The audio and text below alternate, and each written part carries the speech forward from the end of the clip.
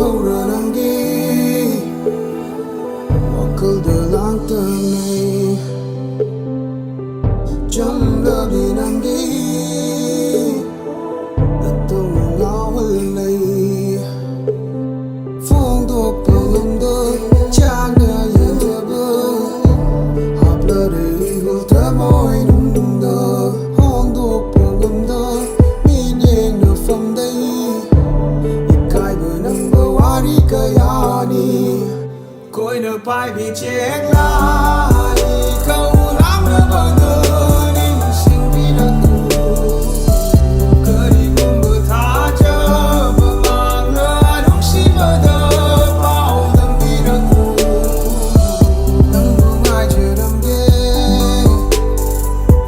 mai kai yen jaram ge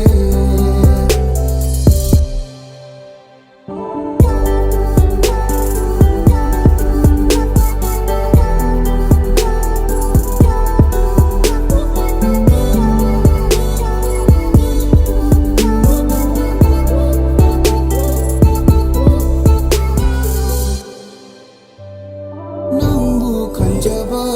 lam lan bơi đi uram gadar lai dem bi nang na nung di nung si ba no thalla ba thamoi kang nam gadar ba mo bi nang na koina paibi chekla kau